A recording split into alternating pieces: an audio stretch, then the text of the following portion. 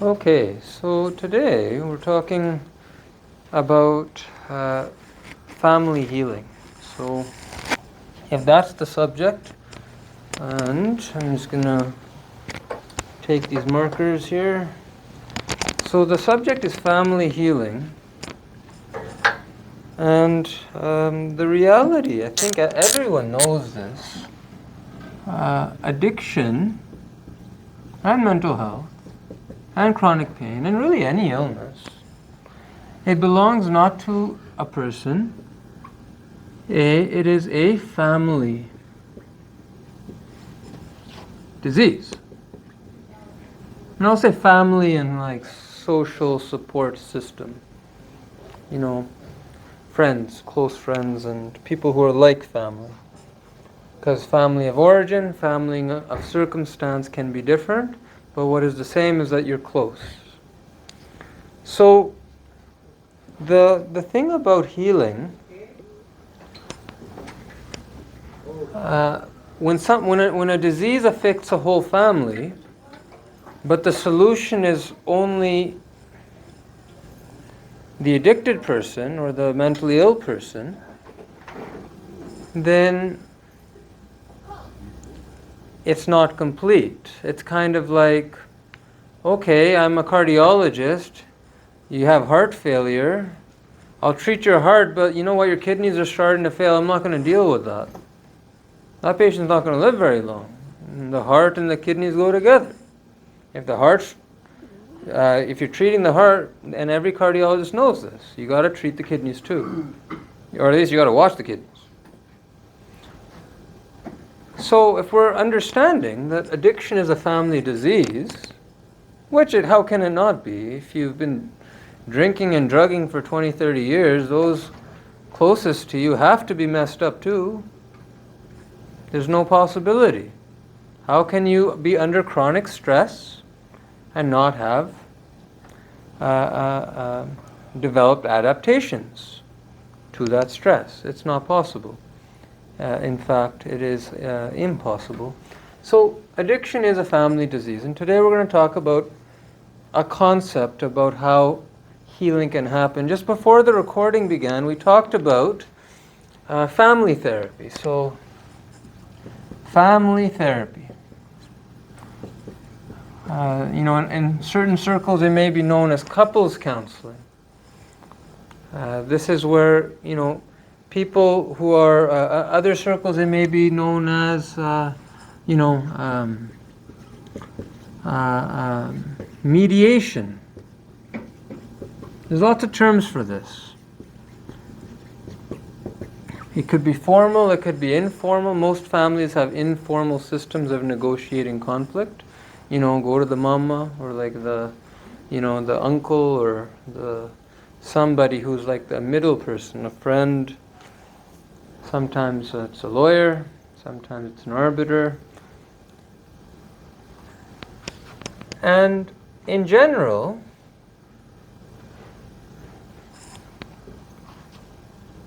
does it work well early on? When someone is in early recovery, things are pretty fresh, drugs are not too far away, not many years away. Maybe a person's not that stable. Does it work well to do family therapy? What do you guys think?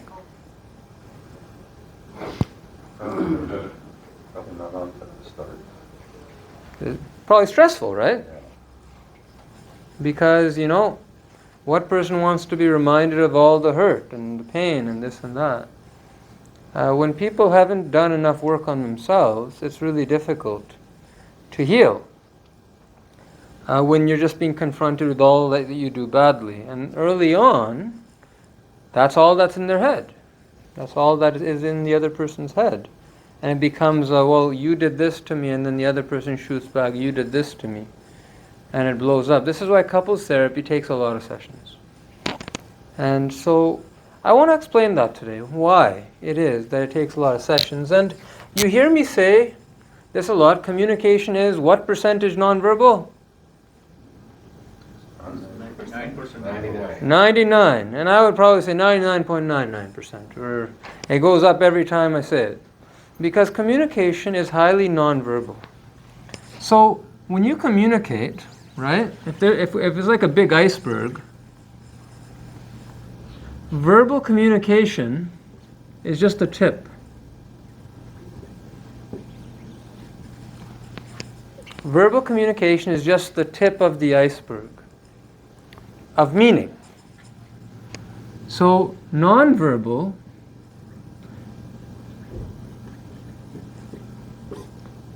is the vast majority of communication. Some of that's body position. A lot of that is just this weird concept called energy, just tension, emotions. Sometimes you can tell someone's not comfortable with you, right? Can you tell if someone's upset with you even though they haven't said a thing? And what is that? I don't think we really know. But no one would deny that you can actually tell. If someone's upset with you, that you can feel it. If the mom and dad just had an argument, and they come, and it's dinner time, I don't think you could show me one child that wouldn't know. Everyone knows. And what is that vehicle of communication that is non-verbal? That's the vast majority of communication is non-verbal. And when you do couples therapy, right, you're trying to take people and you're trying to align their communication. So they can talk about things. Okay, rent is due. How are we going to make the bills work?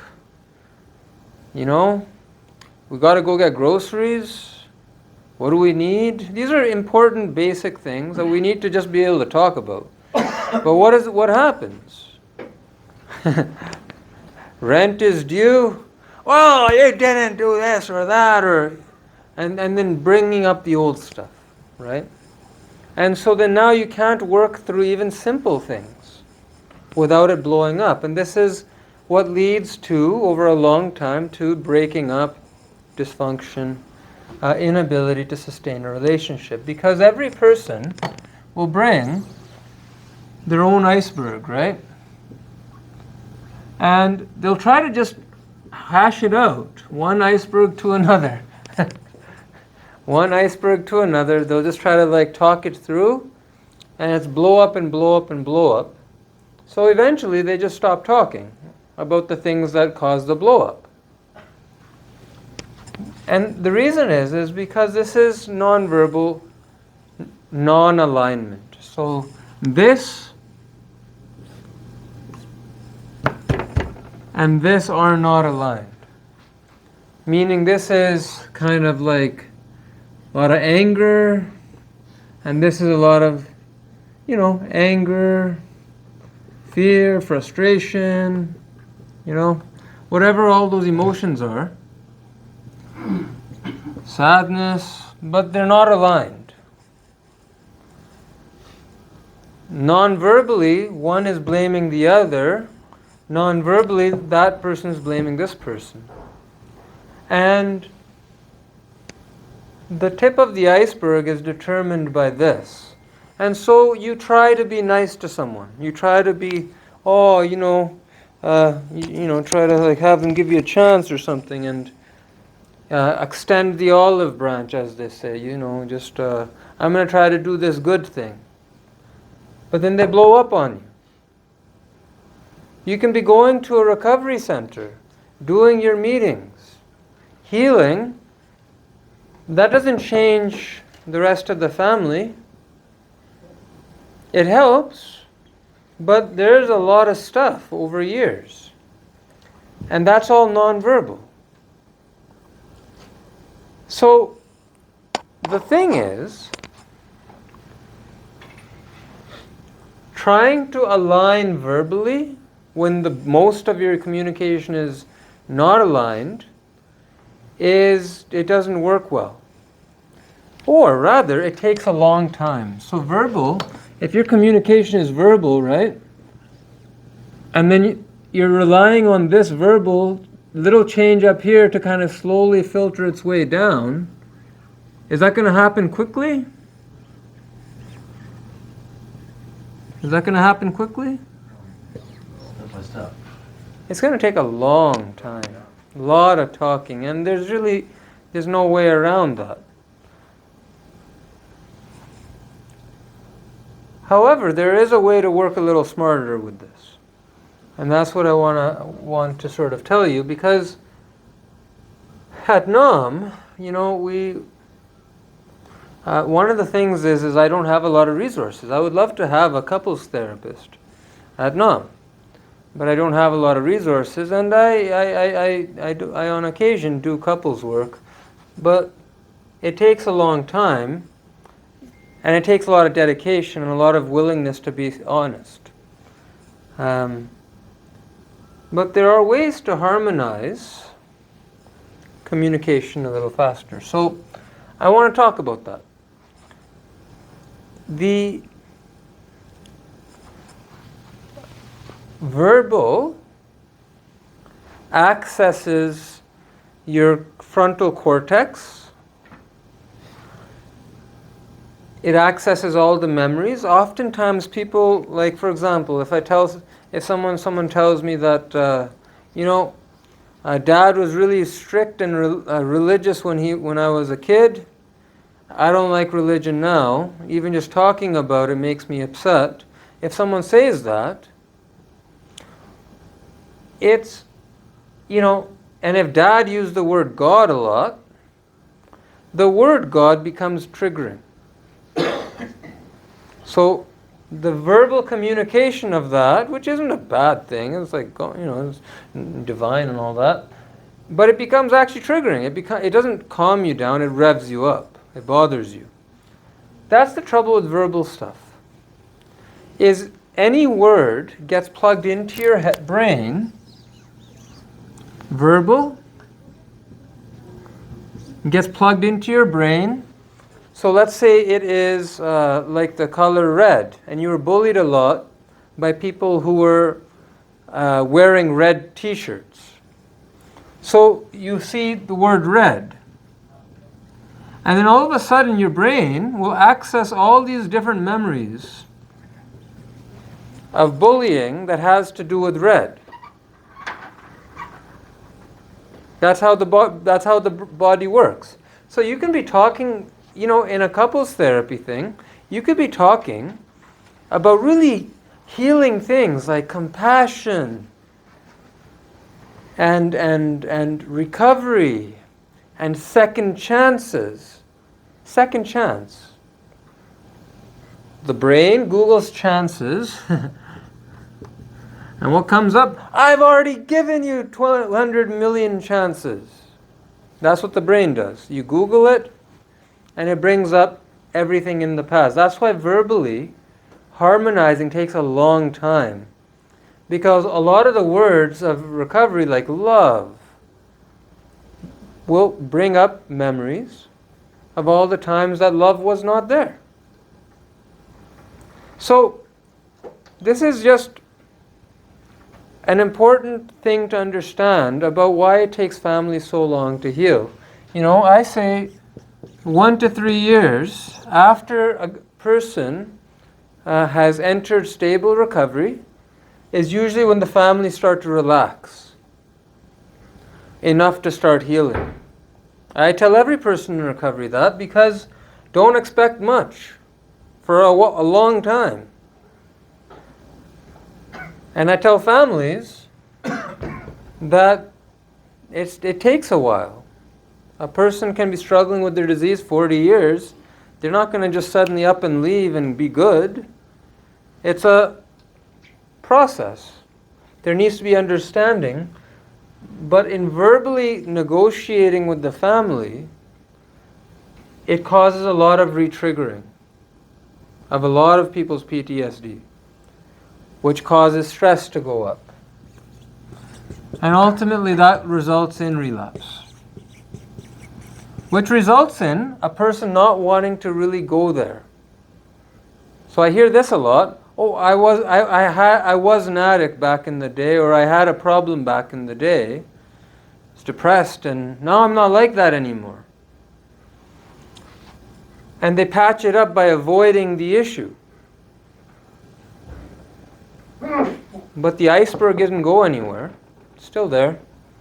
It's there in them, it's there in you. Unless you heal all the stuff in the family, it's just sitting there waiting. And if you're in that position where you're going to find a new family, like, divorce and all that, right? It's still there. And you're just going to bring it into the new relationship. And that one's going to go south. I'm not trying to predict the future, but I've been doing this a while. Second marriage, third marriage, fourth marriage, fourth kid. At some point we have to understand that it is helpful to deal with your iceberg of issues. But this is why people don't, especially related to families, because families are near and dear to us. They're close, and it's really painful to think about the reasons why it hurts to be close. So, couples therapy, lots of sessions, and typically it's expensive. So, how can we make this a little bit faster? And there are ways, and I'll tell you about relationships. So, there's in one way of understanding it, there's 3 layers of the relationship. There is the spiritual. So I'll say there's kind of 3 levels at which we can relate to each other. I'm sure there's people can understand this, but I'm a family doctor. I like simple. So spiritual is a level. The mental, so kind of psychological, intellectual level, and then the physical.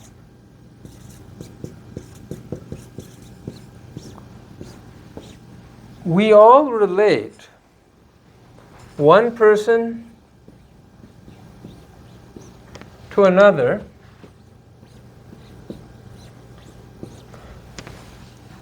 we all have 3 layers of relating. And when we do couples counseling and when we do therapy, it's very, very heavily geared towards relating at one level, the psychological. And that, or focusing just, lots of families do this, they physically relate to each other by watching TV together. You ever see that? Hear that? Spend time together? Watch television together? Does that heal complex wounds? It's just a way to pass the time, and you can pass 20, 30 years like that. Easily. And really not know much about the other person. So, most people, they relate to each other physically. And if they want to relate to each other mentally, they use a mediator or a therapist. And spiritual, they often don't get to. And this is a disease of our Western culture. I'll tell you this. Say what you will, but I'll tell you that the way relationships get built in the West, and really not just in the West, but oftentimes these days, is built on the physical. Is this person attractive or not? Sexy? Whatever. Is there a chemistry, a bond, which is usually based on disease templates developed between the ages of 0 and 11 for what you prefer in a partner? That's very Freudian, but it's very true. That we are programmed in what we find attractive physically at a very young age, and typically it has something to do with our parents. And if that passes go, yep, this person's good for me physically, then we move up the chain, and maybe we get around to talking about mental views. Oh, what do you think about the liberals, the conservatives? What do you think about world hunger? What do you think about what job you work? What's your field? What's this? What's that? And that's usually when people get married. Oftentimes there's really limited, deeper exploration of the spiritual, like, what do you think happens to people after they die? Oh, what's your background? What's my background? What are we going to raise the kids as? These are all very late stage conversations that oftentimes are clouded by the physical attraction and the mental romance.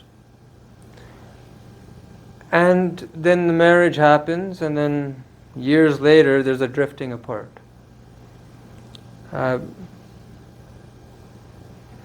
This is something to contemplate when it comes to forming relationships with people. Because in other places in the world, first, off the bat, you discuss the spiritual things, and if that passes go, you discuss the mental things, and if that passes go, you give some importance to the physical things. Appearances, what they do, not so much what... By that point, honestly, there's a great movie with Richard Gere, and I don't know if it was a great movie, but it was a movie, that where he kind of... I can't remember, but he something happened to his mind, and he developed, like, he would see the opposite gender as how he wanted to see them, and that was different than how they were. So if someone was morbidly obese, he would see them as thin. If someone was thin, he would see them as morbidly obese. Like there was a distortion, and that happens.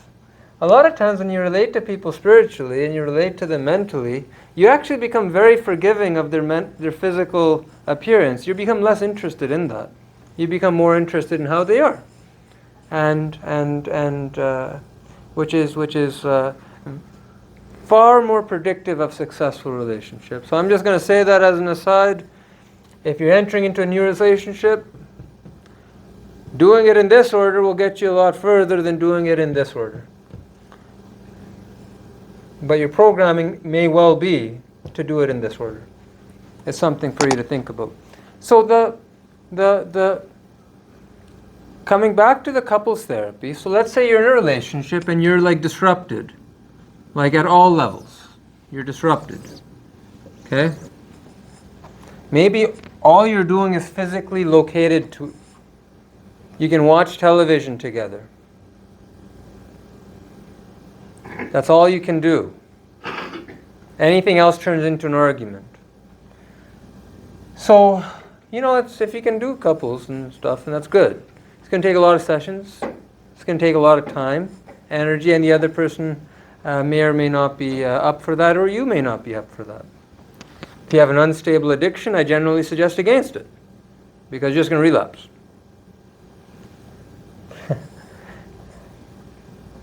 And so, there is one option, and that's this. So, spiritually relating to another person is something simple. This is like millennia old. But when you spiritually relate one iceberg to another, so right, like this person has their iceberg, this person has their iceberg.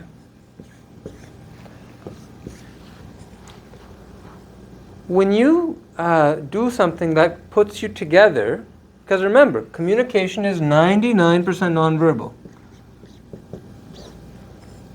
Nonverbal.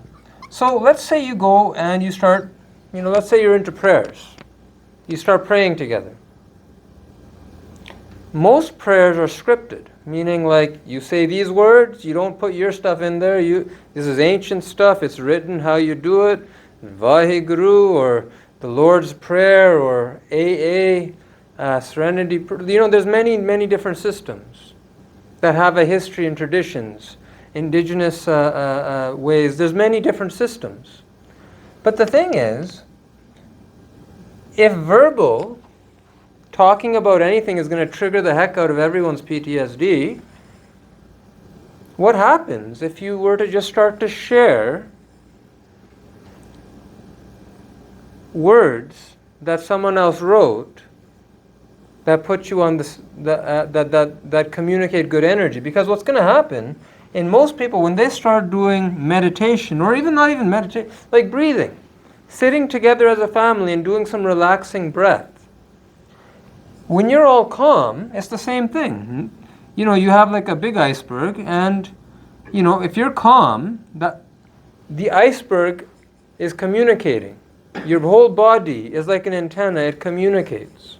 When both people are doing calming things together, you're communicating and you're healing things. At any given time, any relationship has so many triggers. Like today, I was late. But no one yelled at me. Because your system and my system have a deeper communication than simply the verbal. There's a whole system, and into that system is built forgiveness, is built trust, is built all these things, and that's all nonverbal.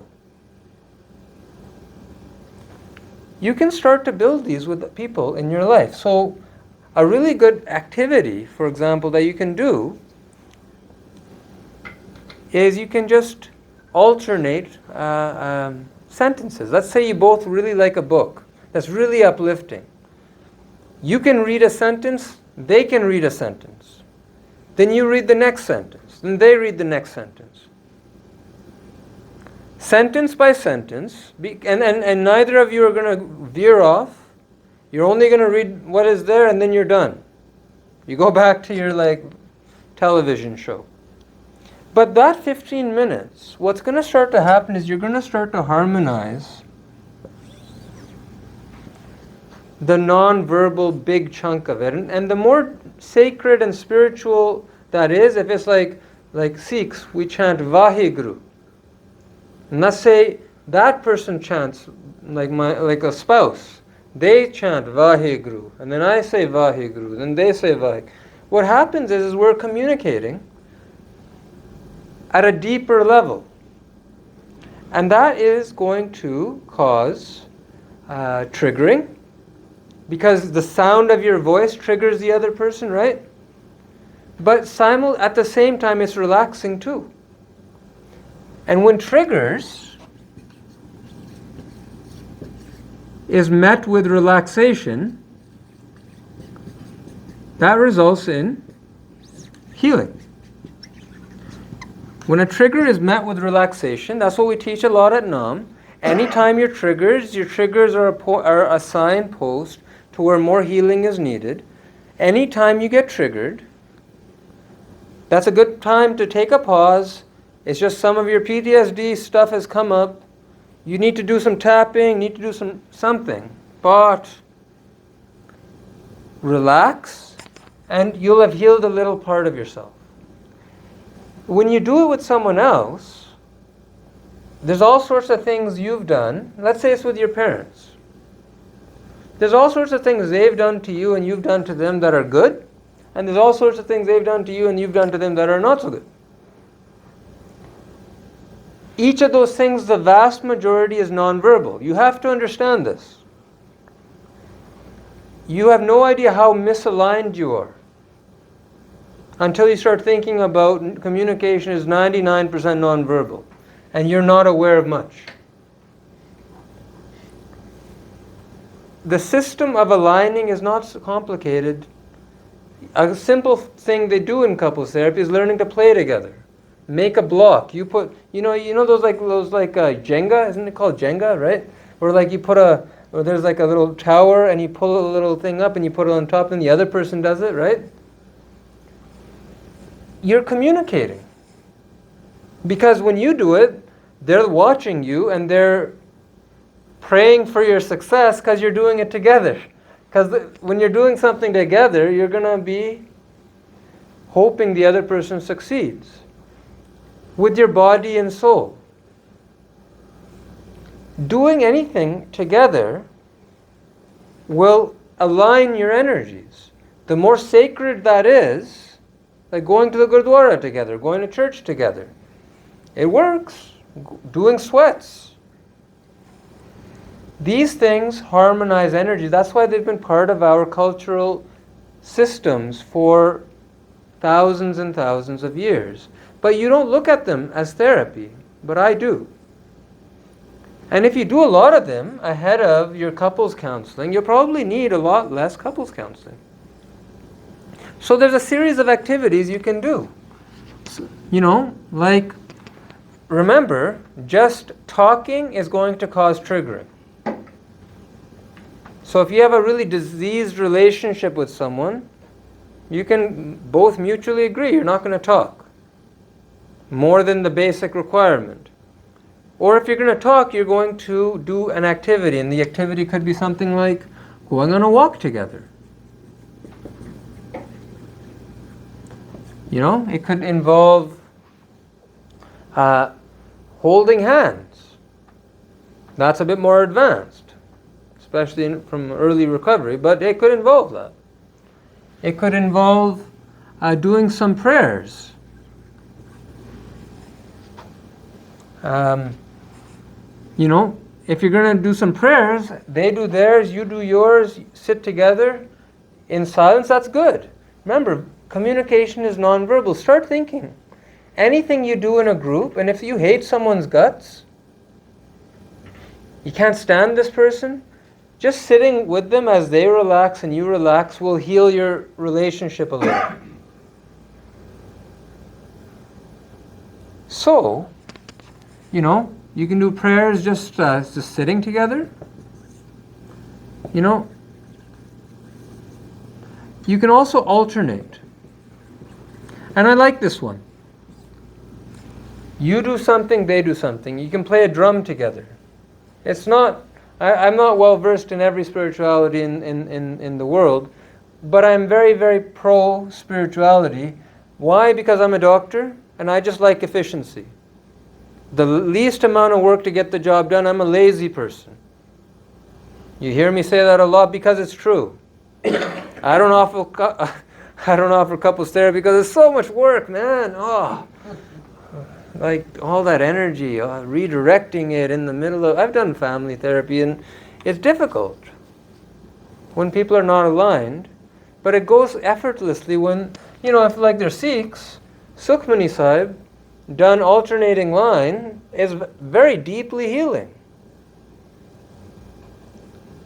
You say your line, reading a book together, they say their line, and then you have to the job is to just keep your mouth shut.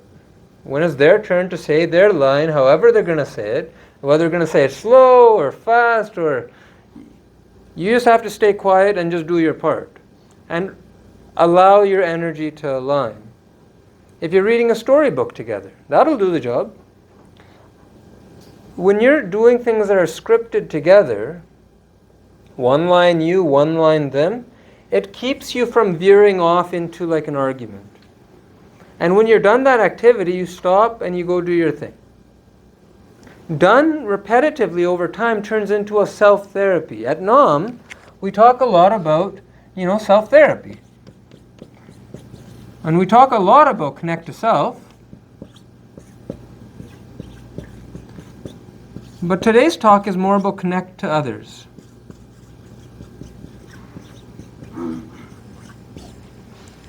Because ultimately, addiction, mental health, whatever, chronic pain, is a family disease.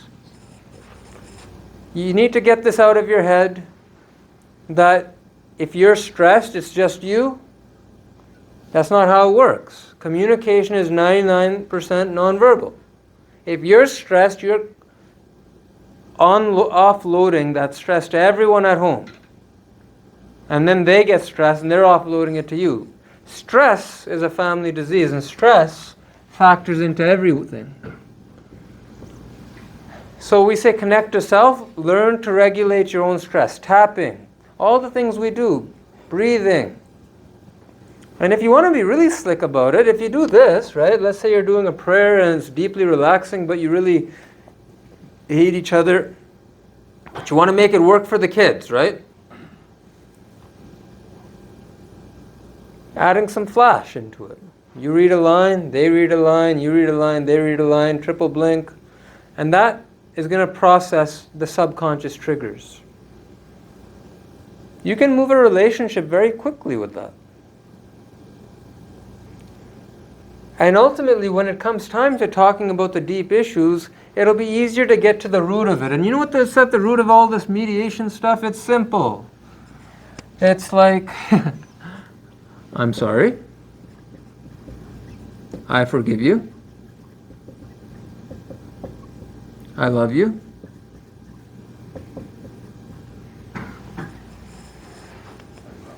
That's what it's about.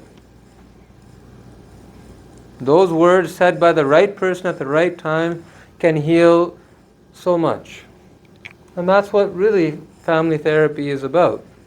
What I'm telling you is you can energetically communicate that if you make use of your, doing yoga classes together is a great way to harmonize your energies.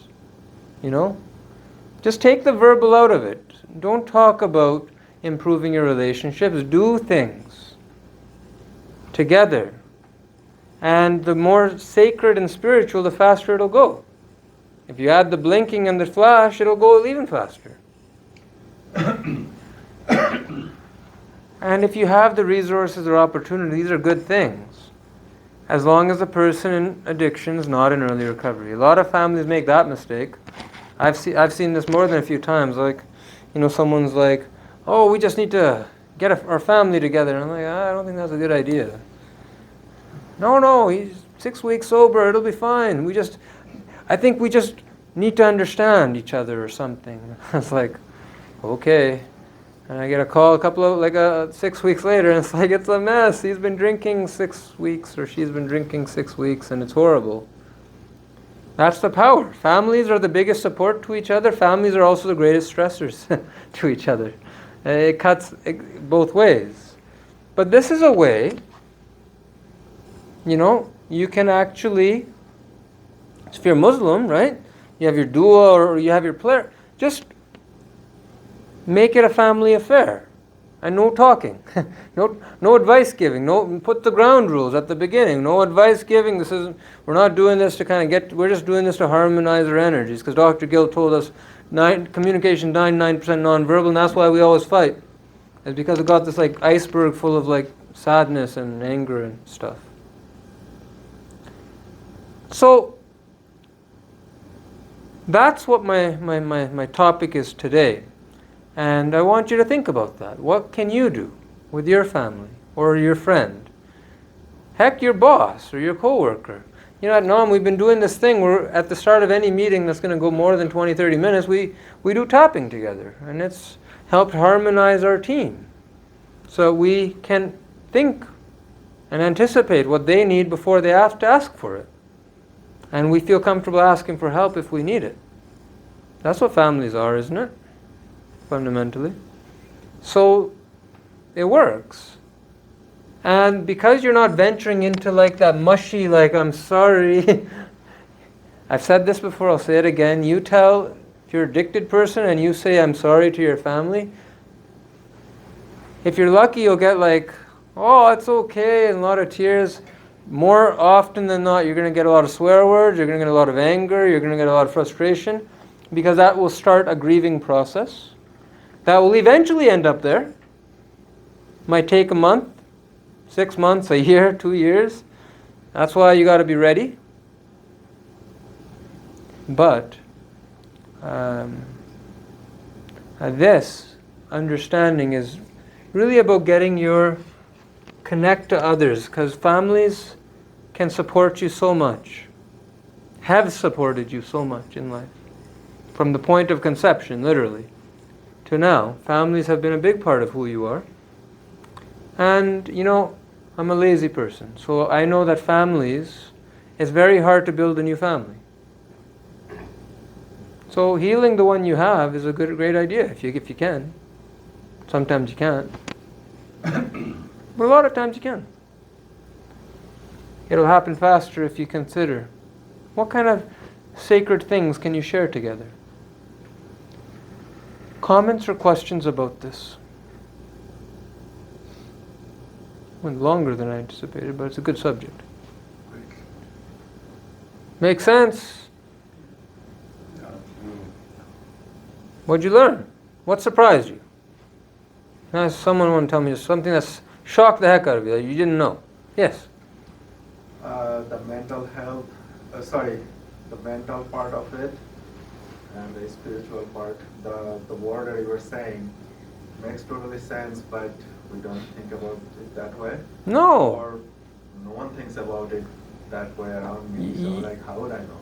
You meet people, at a bar. Who do you meet at a bar? You meet someone who's dancing nice, who has a nice body form, that kind of, whatever reason, and it starts there.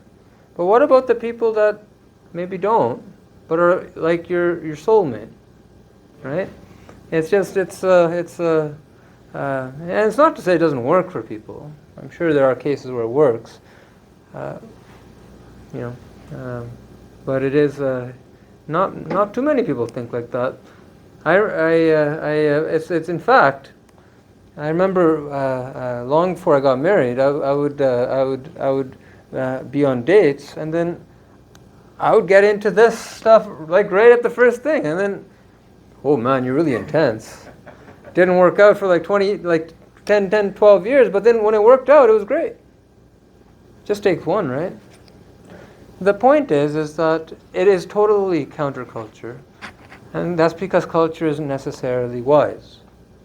And ultimately, the ones who are setting your culture, are they here helping you with pick up the pieces? And they're not. So it's just something to think about and read about. Yes?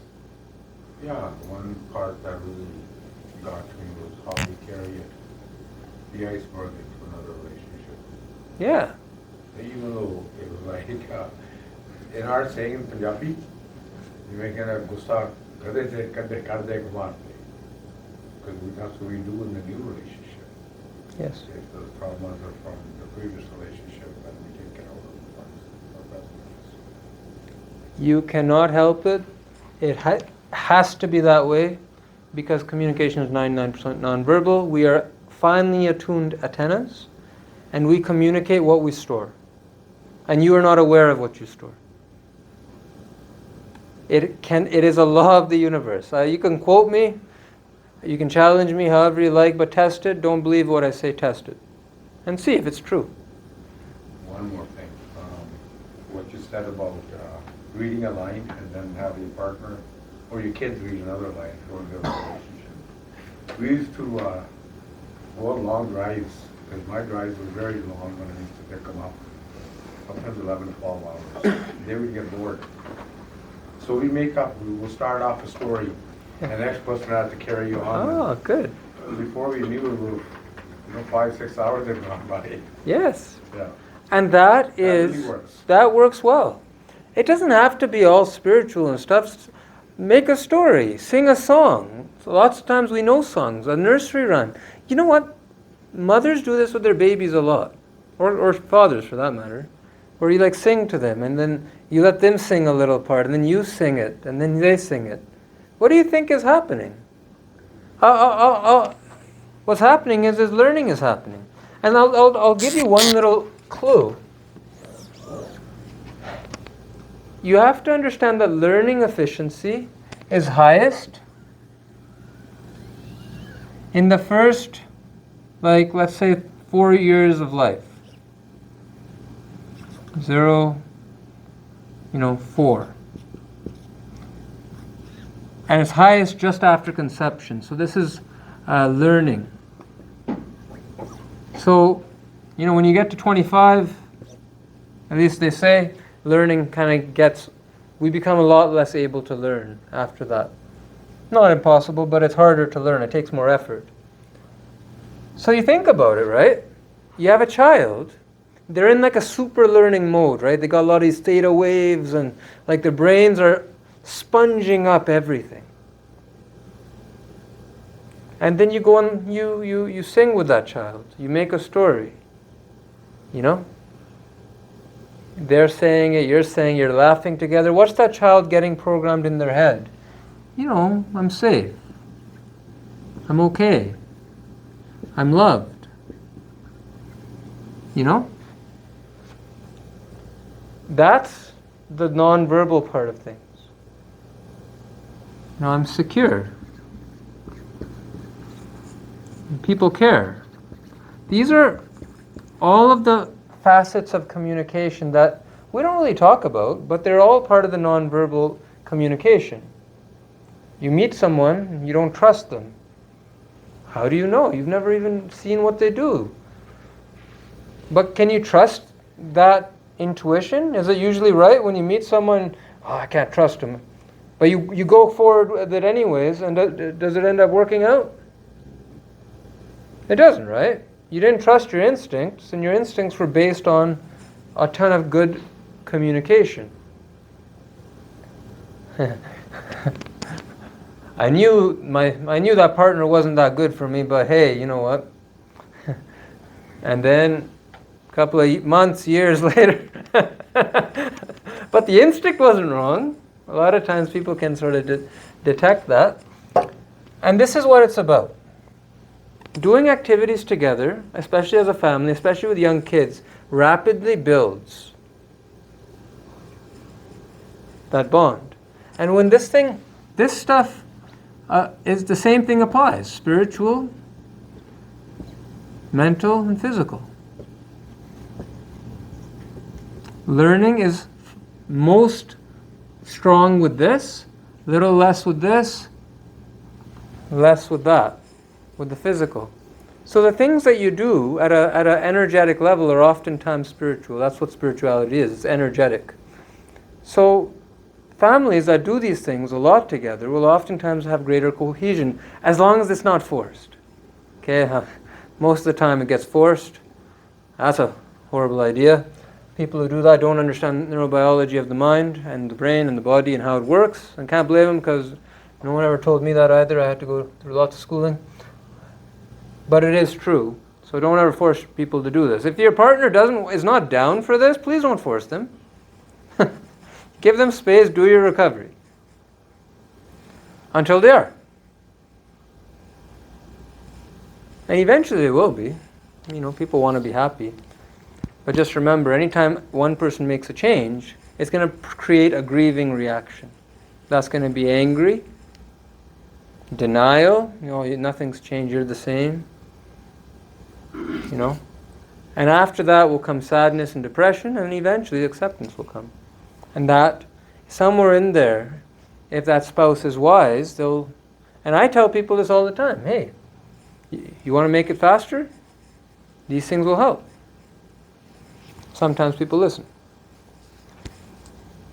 Other comments? Things that surprised you? Yes?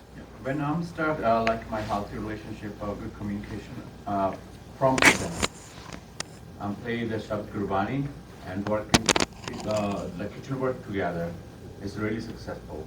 Yeah. First step. So like making food, making a meal together. Beautiful. That's lovely. Because you know what? You have to like anticipate, right? Like, oh, the onions need to be cut. Initially, you don't really know. Like, well, it takes longer. But eventually you get on the same page. And believe it or not, you'll have fewer arguments when you start doing that. It doesn't have to be spouse, your friend. If you want to have a better relationship with your friend, doing things like that. So that would be a mix of, you know, mental and physical alignment. Right? The way to improve your communication is not always to just talk about communication. There's lots of ways to improve communication. And if talking about communication, you can do that with mild illness. When you guys are just mostly on the same page, but just a few, then talking about it will actually help. But most of the time when it's severely disrupted, then you need to indirect different ways. So good, thank you, Jim. Yes? I've heard about just get together as a family and no advice giving. Yeah, I tend to do that a lot with my nephews. And that's, So don't believe anything you hear. Just see what might happen. If you get together, put some rules for yourself and them, if that's a thing for them, and just say, here's the activity. Someone told me that it might help us communicate, and then at the start you can rate it. Okay, what's the level of your communication right now? Rate it on your fingers. 5, 7, 6, 2. 0 is really poor, 10 is the best it's ever been. And then do the activity, which has nothing to do with that subject, but then just rate it again, you'll see. So you'll find some activities make you better faster. Some activities are slower. Some activities make it worse because you probably got into the triggering. You'll have to figure it out. But it's worth it. So that's excellent. Thank you for that. Any other comments before we go?